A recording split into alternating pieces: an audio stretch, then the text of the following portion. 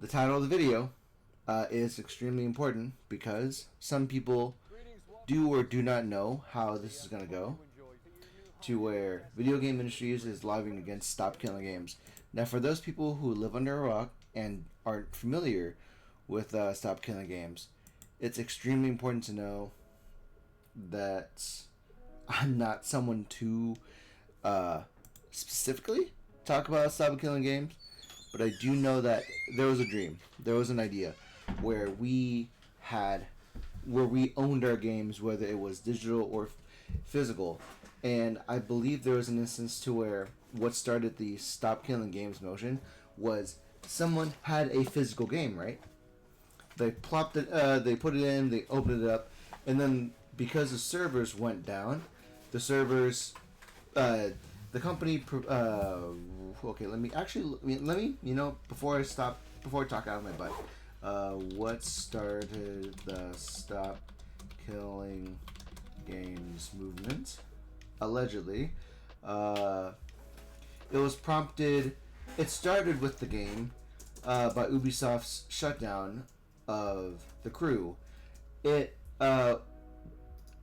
this entire thing started with Ubisoft making the crew unplayable, and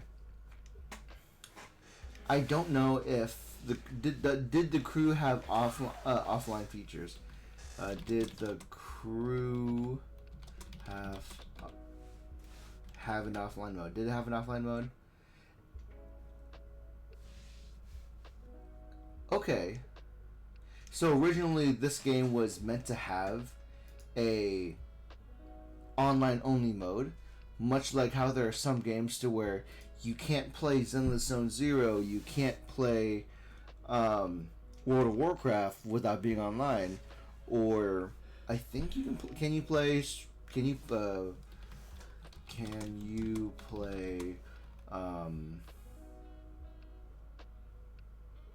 what good example?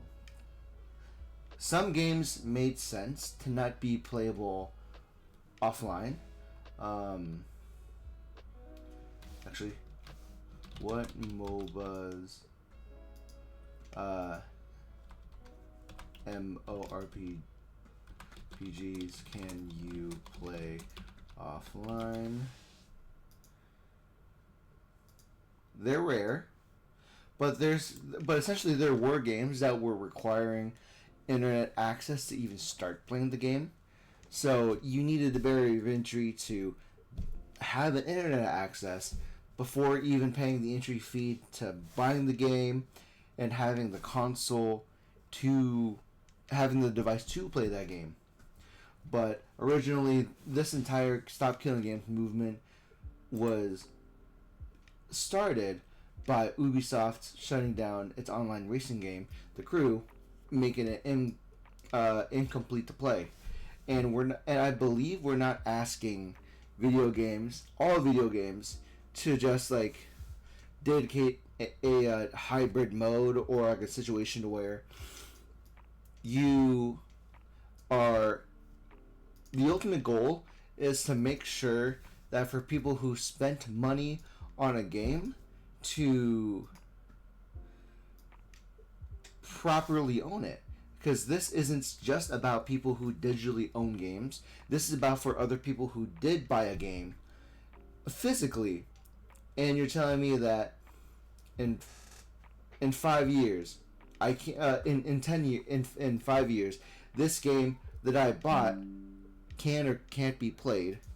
And sorry, as I'm recording, the internet is fluctuating. I don't know why, but there was a promise that if I bought this game 10 years ago, I can play it today.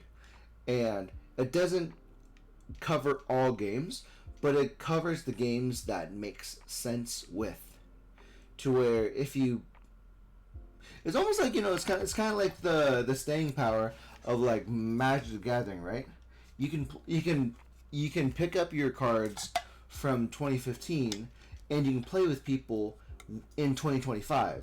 The cards may be outdated. There may be a need of changing some cards in the errata text for it, but you can still play the game. Um, it's really interesting to where like people have. It's really interesting to where like we bring ourselves to like this problem today where they're looking to consider a new law called AB 1921, known as the Protect Our Games Act. Bill will apply to paid digital games as of January 1st. And again, everything's taken with a grain of salt because I'm looking at this from somebody who looked at it, and again, take the information for what you will. Take this information for what you will. It requires that if a company shuts down the online services needed to play the game normally, it must give players 60-day notice. So that that's okay, and either release a patch so that the game can still be played, or offer buyers a full refund. How do I feel about that? Because like this option is definitely nice to have, because like racing games should be timeless, right? To where I can play I can play Mario Kart from 10 years ago today, or I can play a racing game, because there should be, because at a very ground basis, some racing games like Need for Speed Most Wanted, I played that a lot when on the Xbox. There's like Need for Speed titles and Forza games. I can play that by myself, and if I want to see if I want to compete with other people and see if I'm a better driver, I go online. That's the general goal with these kind of games. But the Crew was the prime example of it being a situation where, hey, you're gonna always be having you will have access to all these features. But anyways, the bill does not require companies to keep servers running. But how do you feel about I don't know how I feel about a full refund, but this will definitely pertain to people who this affects people that I don't know of. So if people want a full refund, I actually don't think it. I'm not too sure about the full refund part, because games depreciate in value and content depreciates in value almost all the time, right? And so there's a situation to where this isn't a situation like Nintendo, to where Nintendo online will still sell a game $60 now. $60 2 years ago is still $60 now. Now there are sales that happen often, but in this example, if you bought a game on the Nintendo Switch or Switch 2, you may want that refund because that specific store maintains its price for an incredibly long time, and you wish that some games depreciate in value, but some don't. The Entertainment Software Association, or the main group representing video game companies in the United States, is lobbying against this bill. So the ESA is lobbying against California's law to protect our games. Let's see the reason. The argument is based on the usual ones: games are licensed, not owned. Wait. So you're telling me, online services are complicated? It's not that complicated. Third-party licenses expire. That makes sense. Security risks exist. This could be hard or expensive to enforce. Supporters of the bills include Stop Killing Game. Supporters of the bill say this is basic counter protection. This is basic customer protection, because when you buy a game, it should not suddenly stop working with no remedy. Yeah, because like if I want to buy my copy of Street Fighter 6, or if I buy it at the very baseline, if I buy my physical copy of, say, like Kingdom Hearts, or actually let me just, I have props. I'm not gonna grab, but if I have a physical copy of a certain game, my physical copy should not be affected by the licensing that Steam or Epic Games or the Xbox Online Store have on that property. So just because the licensing, it's weird because just because somebody's licensing of a digital copy, it should be protected, right? Like, you spent $60 for a version of a game that makes sense in your environment, to where if you don't have space to have the physical CD, then you should have the ability to still play the game, right? And you have the available access in the form of PC gaming, right? We don't have disc drives anymore. There's a thing about not being able to buy a physical copy for the PC anymore. So that means this in itself drives sales to console gaming, but PC gaming is one of the huge things about gamers and PC gaming is that it saves space and it's less time consuming if you were to buy it for your computer digitally, because we kind of physically don't have a drive anymore. The deal gives companies clear options and applies only to future games. Hearing is scheduled for Thursday. If you're part of an organization in the United States, please you can submit a letter of support to the committee. This is an important step for better rights for players who buy digital games. Yeah, this is the ultimate bottom line, to where this entire process is meant to protect gamers in general.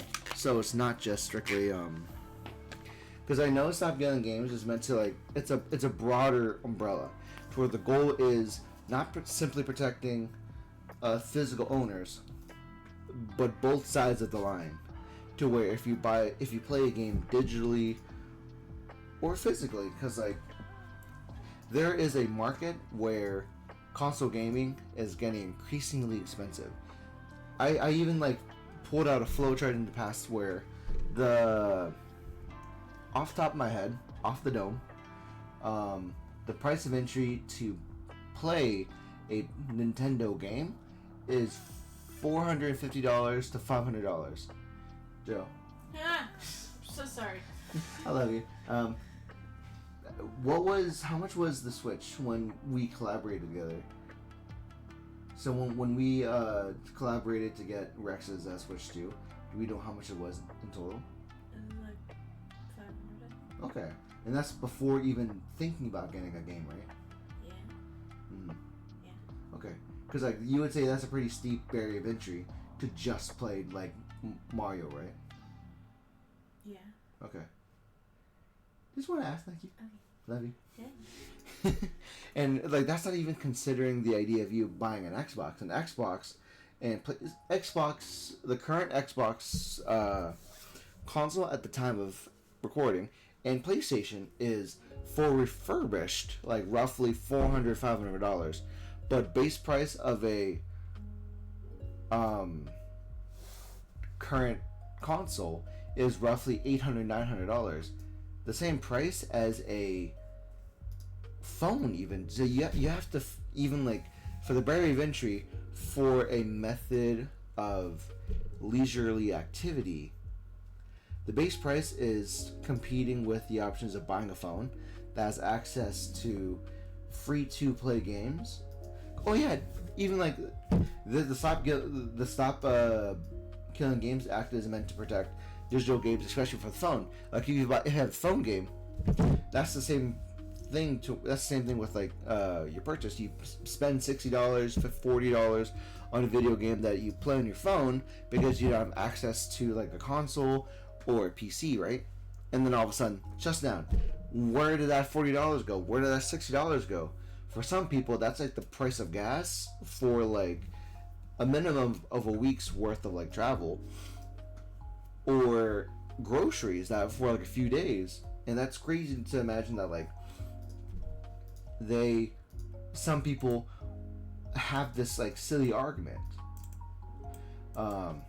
Let's see, games are licensed, not owned.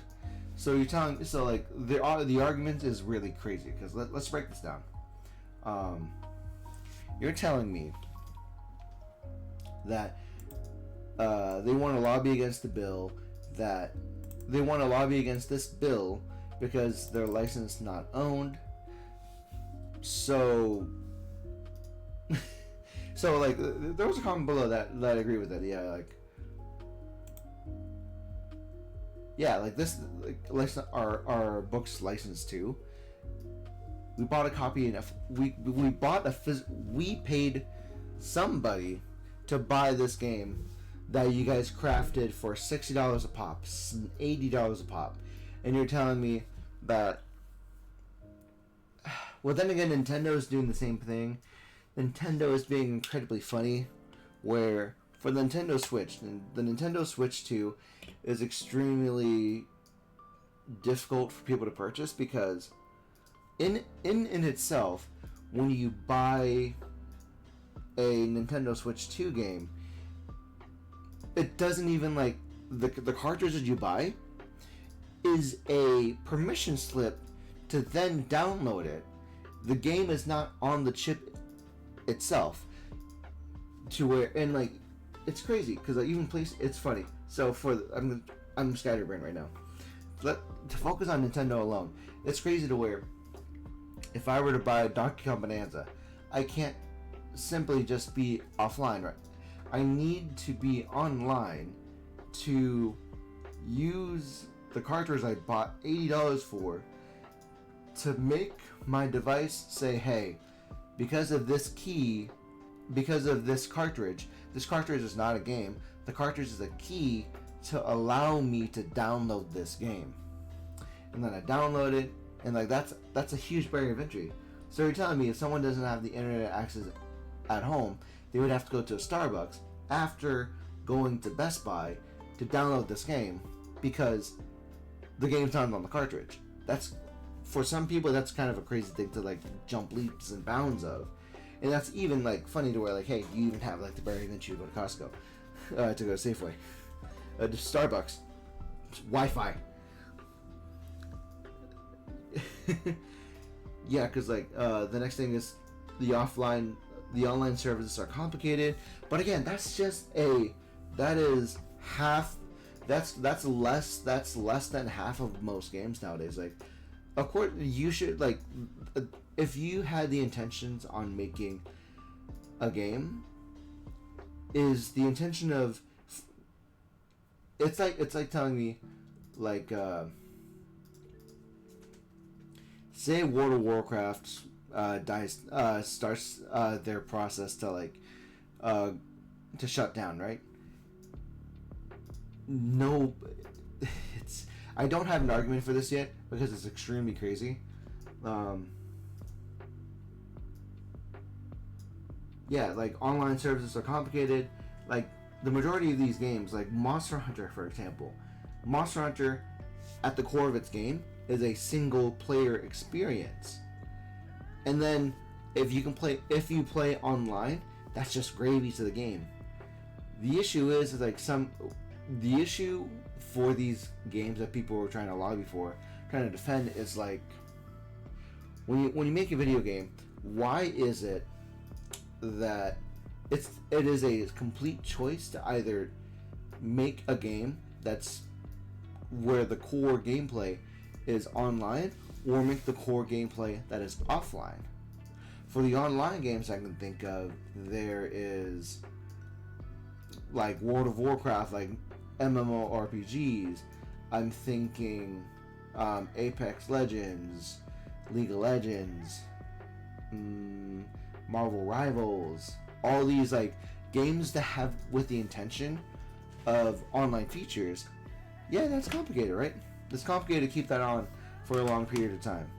But if like you're the crew is a situation where it's funny to where it's a racing game that chose to be online first, when there's been plenty of other games that started off as a single player game, and then being able to play online is gravy, much like Mario Kart, much like Sonic Racing, to where the core gameplay is a single player, 4-player couch racing game.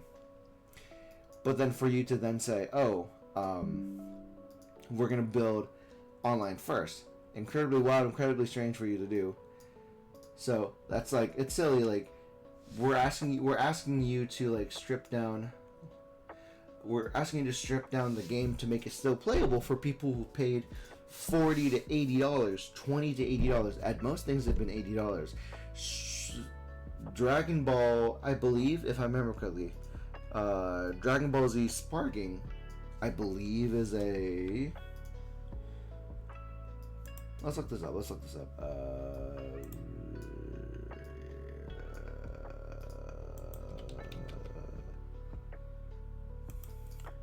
Oh, nice. The game's still half price. Wait. Okay. So, case in point.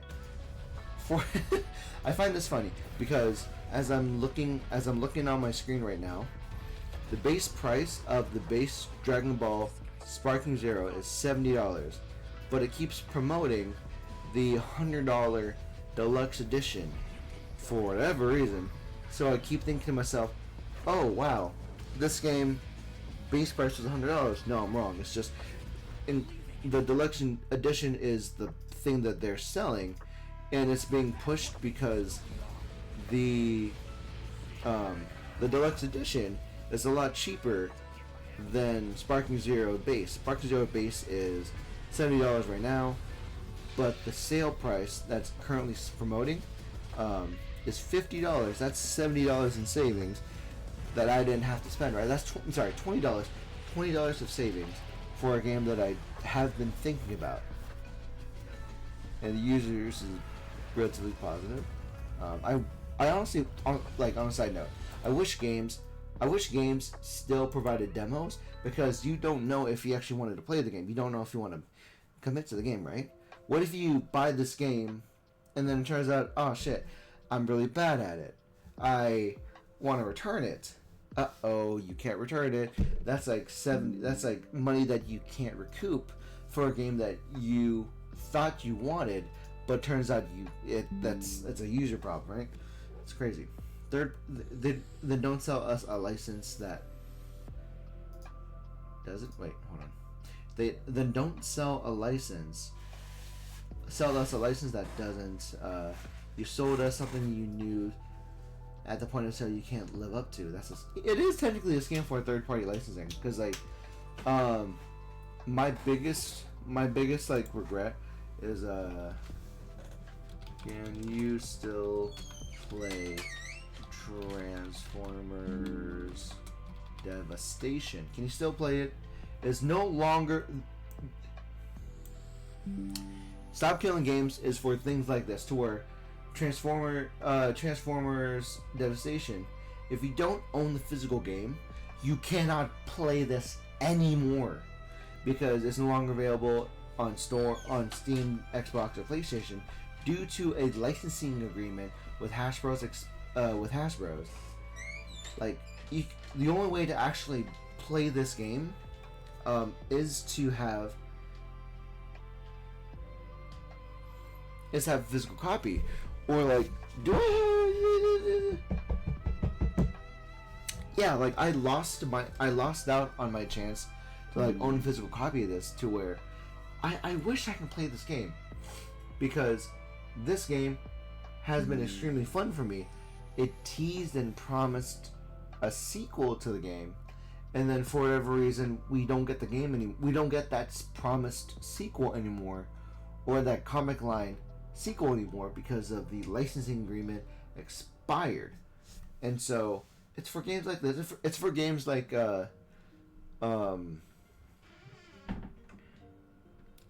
Transformers Devastation. Like, don't sell it. Like, don't. Again, we can't control who owns properties, who owns the gaming properties to Pokemon, who owns the gaming properties to Transformers. But again, it's incredibly wild. It's incredibly like it's difficult to do this because if you I wonder because that's what I want. Can you if you own a game? Actually, let's look it up. Can you still if you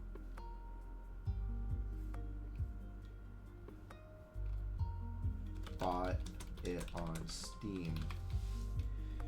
Let's see. Like, if you previously purchased Transformers Devastation, you can still play it, but it was removed from the store in 2017. Okay, that's nice. To where like if you bought the game during its time, you can replay it. But if you missed out, then you missed out, and that's incredibly a huge issue for game preservation. To where if you don't own the game physically, you are dunzo bonanza. You can never touch that game again, and that's an incredible loss because that is a really good game. It's really fun, in my personal opinion.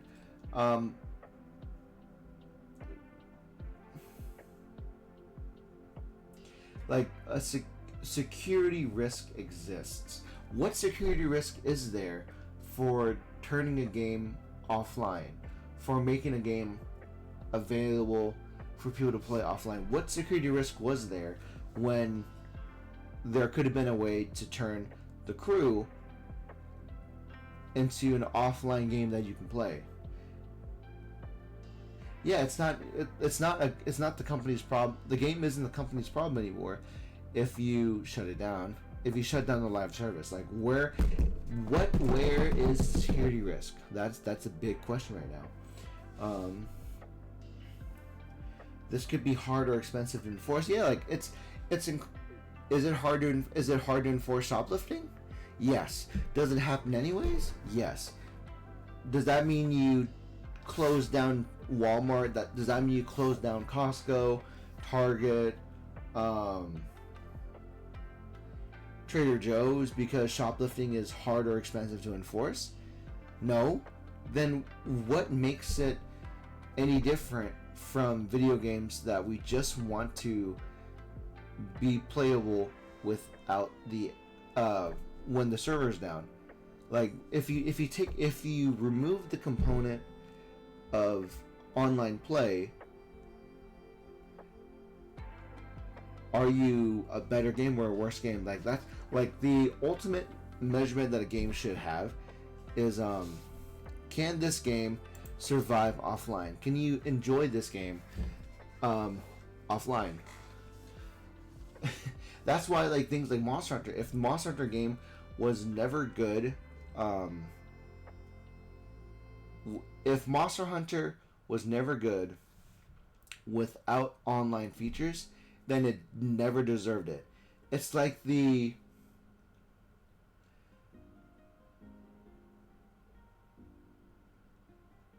it's like that one quote from Tony Stark where he says, "If you're nothing without the suit, then you don't deserve it." It's what is the quote? Let me look it up. Tony Stark, if you're nothing without the suit, then you shouldn't have it. Yeah, we've learned as far long ago as 2017 when Tony Stark told Peter, "If you're nothing without this suit, you shouldn't have it." This pivotal moment forced Peter to realize that if we change the context, right? If the customer tells the game developer where if you are nothing without online services, then you shouldn't have online services. This is supposed to be the pivotal point of game developers to realize that a game's value comes from the core gameplay, right? Not from its not from its online features to like can play with other people. Like that is how a fighting game community. That's how the FCG community started. It started off with people who can't access each other online, so they go to a spot, they turn on the local Super NES, and they play money games, and they play like competitions for a fighting game that didn't initially have online features. So we have to repeat it. If you're nothing without online features, then you shouldn't have online features. That should be the core that should be the core mantra for most video games. But people want money. It's very easy to print money if you make a game that has online features. Online feature is like the money glitch, right? Where if you make a game and you have a online battle royale. Battle royales are money glitch, right? Make a battle royale that people like, and then money's gonna come in, right? I don't know. They're like that. That's my take on this situation. It's really crazy. Let's leave.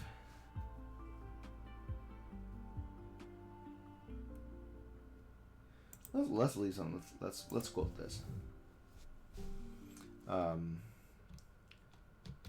If you're nothing without the online service feature, then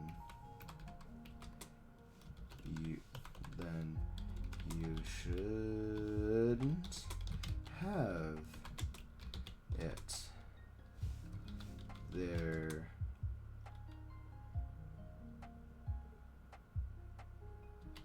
was a dream. There was an instance that before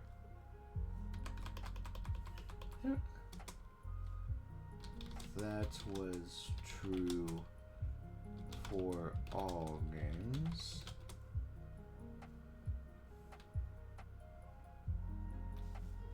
Let's see. If you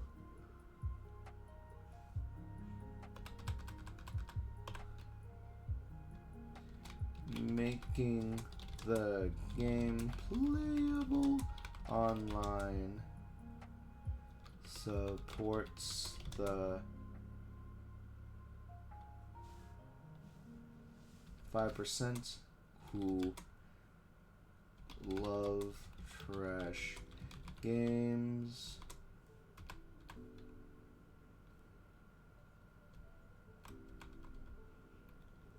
Loves underperforming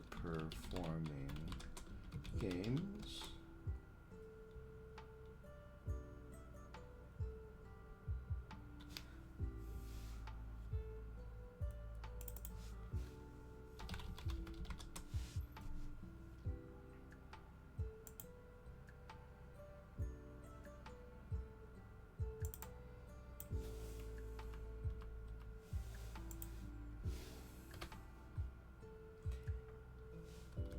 There's a huge barrier of entry to playing games as it is.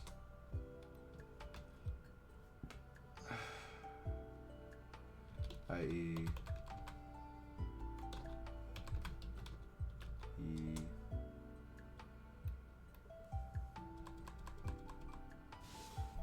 Yeah, because I could think to myself, like, unless you have a friend that you can go over to their house and play a game, like, what are the chances of you playing a game in general? Like, what are the odds that you get to play a game and, no, there's nothing.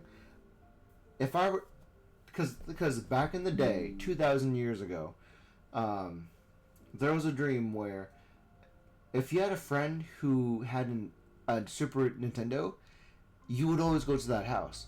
But if somebody had a PlayStation, you'd go to their house. Somebody had an Xbox, you go to their house. Somebody had like a PC game that we all wanted to experience together, we go to their house.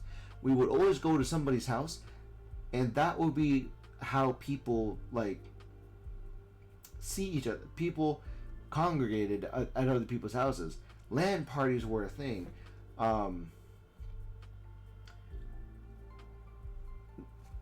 uh, Steve over there has a Nintendo. Let's go play Super Mario at his house. That's how you made friends, by saying, "Hey, I have a PlayStation. Let's go play. Do you guys want to play games together?" And that's how people started collecting games back in the game, back in the early 2000s, back in the early like 2005s.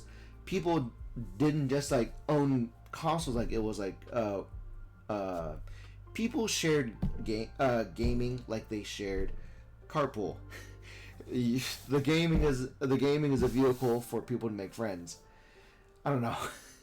It's just really silly. This entire situation is so silly. Yeah, that's I'm set too.